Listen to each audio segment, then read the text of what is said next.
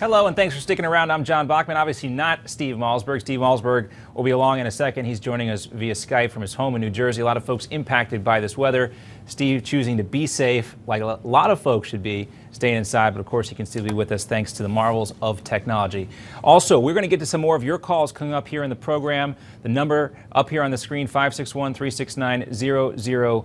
We've had some great calls, some great topics of conversation, and we'll have more of those to come. But right now, we want to turn our attention to retired Major General Paul Vallely. He is also joining us from his home via Skype in Montana. General, it's always great to see you. I'm going to turn it over to you and Steve. You guys are going to have a conversation, and I'll follow up with some questions. Steve, go ahead. All right, thanks, John. And General, always great to talk to you, sir. Of course, founder of Stand Up America. General, let me ask you about a report today. Newsmax.com has this report from an Italian newspaper posting a video that claims American soldiers are in Ukraine on the ground and helping the government of Kiev. You believe that to be an accurate assessment, sir?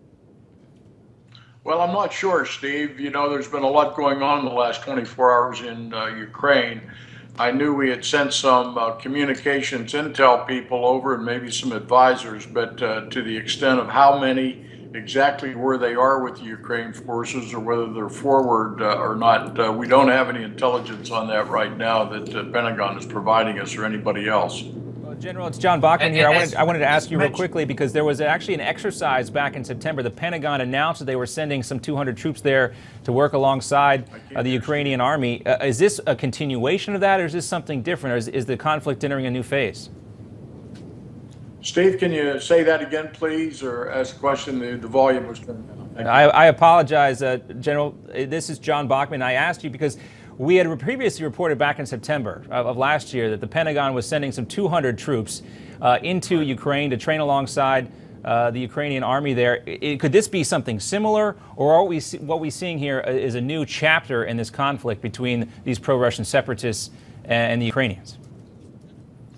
Well, again, John, I think it's a token effort on the part of the administration even to be involved over there now. Putin's taking all the aggressive action now with the separatists over there in the eastern part of Ukraine. Our minimal footprint over there probably is not having any great impact at all because there's nothing coming out that shows the Ukrainians are getting any stronger with their armed forces, but Putin and the Soviet forces, again, 9 have been killed, 29 wounded just in the last 24 hours. And it looks like the separatists are attacking two sides in an attempt now to surround the Ukrainian forces. So it's not a good situation there for Ukraine right now. And General, this happened almost as Obama was giving his State of the Union. We saw the first glances of this and indications of this last week, as Obama was talking about how, you know, they're bringing Russia, the Russian government and economy to their knees. And at the same time, we knew they were advancing again on Ukraine. Well, there again, Obama lives in a parallel universe, as some may say. He's not in the real world. The intelligence is so poor that from the United States standpoint, and even from the Pentagon, to realistically tell the American people through our media, and just like today, it's so confused and so chaotic of what this administration is doing and not doing. And Putin and the other leaders of the world see that. That's why they're aggressively on track. We talked about this before the first of the year, how Putin would wait until January, and then he'll be making stronger moves against the Ukraine and some of the other neighboring countries there. He's right on track. He knows what he wants to do, and he's doing it. General, let me ask you about Bo Bergdahl. His lawyer, and I made a reference in the previous hour, I want to correct myself, it's Bo Bergdahl's lawyer, is denying a report from Tony Shaffer, retired lieutenant colonel himself, with the London Center for Policy Research, who said that Bo Bergdahl has already been charged with desertion, and the White House is fighting the effort to have that made public. What do you know, and why would that be the case? Well, the best information I have, it will be desertion, and that was the finding.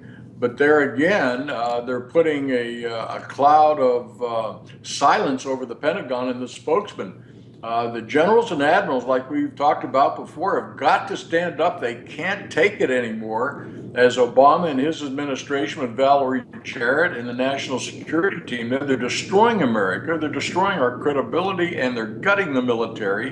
And now it's time that the military, if it is desertion, they've got to stand up and say it. Well, General, real quickly, just a couple seconds to go. Do you think the Obama administration, if they wanted to, could suppress this because it's been such a public case? They can suppress it for a while. You know, the investigation's been going on conducted by the Major General, and we see now that it's probably ended. The findings are in.